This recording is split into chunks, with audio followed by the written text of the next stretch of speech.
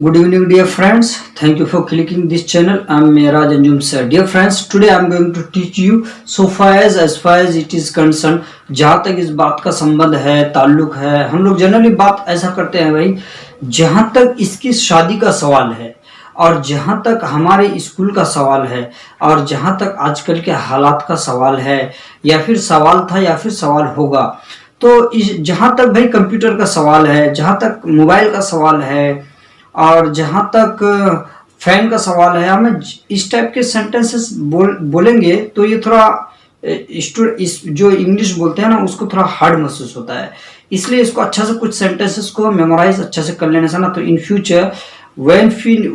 we have need to speak such a sentences, तो easily we can speak, but provided that we must understand first that what is the rule. तो dear friends, without wasting the time, let's get start. तो देखिएगा यहाँ पर look at the board, so far as या फिर as far as. So far as far as दोनों में एक कुछ भी बोलिए, सोफा एज बोलना है तो या फिर वो भी सही, एज फार एज बोलना है वो भी सही। तो so far as far as it is concern, जहां तक इस बात का संबंध है, जहां तक इस बात का सवाल है, जहां तक इस बात का ताल्लुक है। अब इस तरह से इस पे आ जाते हैं कि सोफा एज या फिर as far as it was concern, जहां तक इस बात का संबंध था, जहां तक इस बात का ताल्लुक था। So far as or as far as it will be concerned, जहां तक इस बात का संबंध होगा, जहां तक इस बात का ताल्लुक होगा, संबंध होगा, या जहां तक इस बात का सवाल होगा। तो dear friends, first example I have given you here, जो पहला नंबर का है उस पे आते हैं। So far as I am concerned, so far as I am concerned, जहां तक मेरा सवाल है, so far as I am concerned, जहां तक मेरा सवाल है, I can't do this, तो मैं यह नहीं कर सकता हूं भाई। so far as I am concerned, I can't do this। अब सेकंड नंबर के सेंटेंस में आते हैं डियर फ्रेंड्स कि as far as you are concerned, जहां तक आपका संबंध है, जहां तक आपका सवाल है, as far as you are concerned, जहां तक आपका ताल्लुक है, संबंध है, you can't achieve her, तो आप उसे नहीं पा सकते हो, या फिर I think you can't achieve her। अब 3 नंबर के सेंटेंस में आते हैं डियर फ्रेंड्स कि as far as the competitive examination was held, as far as the competitive examination was concerned, as far as the competitive examination was concerned, जहां तक competitive examination का सवाल था, was concerned आ जाए जहां पर तो फिर सवाल था। as far as the competitive examination was concerned, जहां तक competitive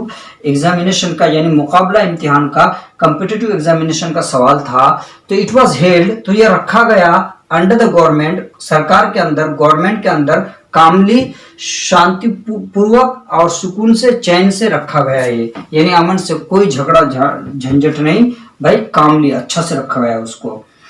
4 नंबर के सेंटेंस में आते हैं डियर फ्रेंड्स कि so far as our teacher will be concerned, so far as our teacher will be concerned, जहां तक हमारे उस्ताद और शिक्षक का सवाल होगा तो हम क्या करेंगे, we will offer him a gift, तो हम उन्हें एक गिफ्ट देंगे, we will offer him a gift। अब 5 नंबर के सेंटेंस में आता है डियर फ्रेंड्स कि as far as the next world cup is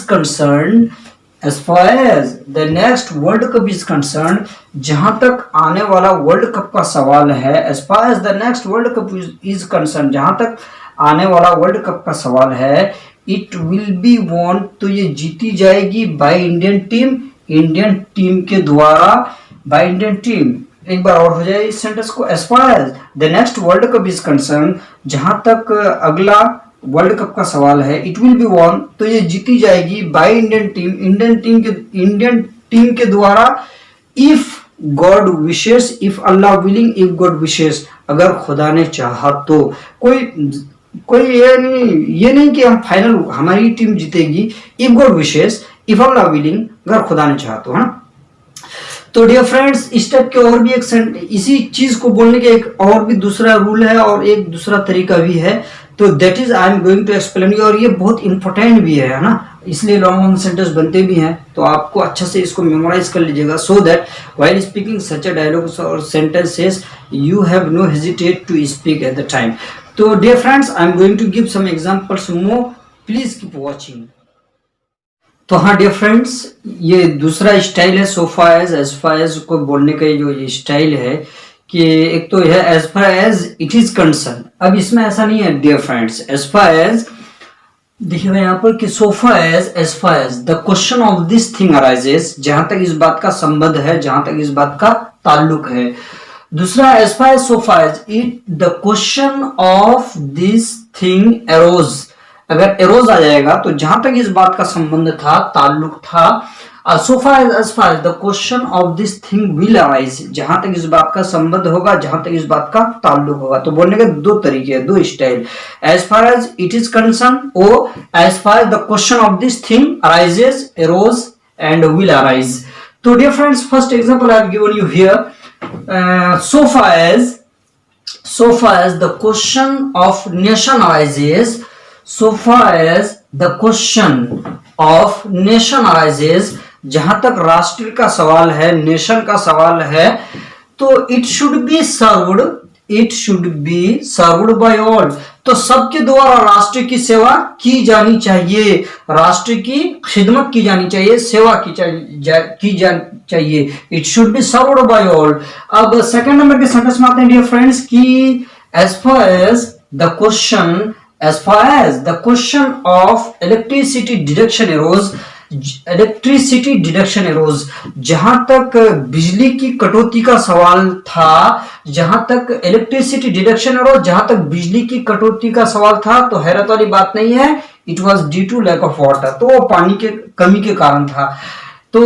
एक बार और इस सेंटेंस को रिपीट कर देते हैं डियर फ्रेंड्स कि as far as the question of electricity deduction arose, जहां तक बिजली की कटौती का सवाल था, it was due to lack of water, तो ये पानी के कमी के कारण था। अब देखिए बिहार में ही सबसे ज्यादा पानी है ना, एक से एक नदियां बहती है और वहीं पर you know that electricity deduction ज्यादा पाई जाती है। तो ये एक यू नो दैट एग्जांपल था, तो इससे उसका कोई लेना देना नहीं है। तो 3 नंबर के सेंटेंस में आते हैं डियर फ्रेंड्स कि as far as the question of my life will arise, जहां तक मेरी जीवन का सवाल होगा, जहां तक मेरी जिंदगी का सवाल होगा, I will do something better, तो मैं कुछ अच्छा करूंगा, I will do something better. अब 4 नंबर के सेंटेंस में आते हैं डियर फ्रेंड्स कि so far as the question of English language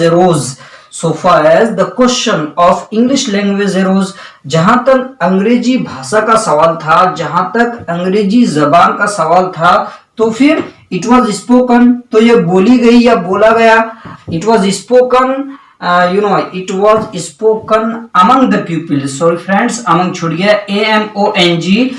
It was spoken among the people in seminar, तो ये लोगों के दरमियान बोली गई। तो as far as the question of English language arose, जहां तक अंग्रेजी भाषा, अंग्रेजी बोलचाल का सवाल था, it was spoken, तो ये बोली गई among the people, लोगों के बीच, in सेमिनार में। तो it is so easy, but after learning you will also come to know, कोई भी इंपॉर्टेंट टाइप के सवाल है, जैसे as far as nowadays scenario is concerned, जहां तक आजकल के हालात का सवाल है, या as far as you are concerned, as far as the question of my scooty TV का, आप आगे कुछ भी जोड़कर इस टाइप के सेंटेंसेस बना सकते हैं ना। तो डियर फ्रेंड्स, आई थिंक ये लॉन्ग टाइप के सेंटेंस भी बने हैं। तो if did you like this type of the you know that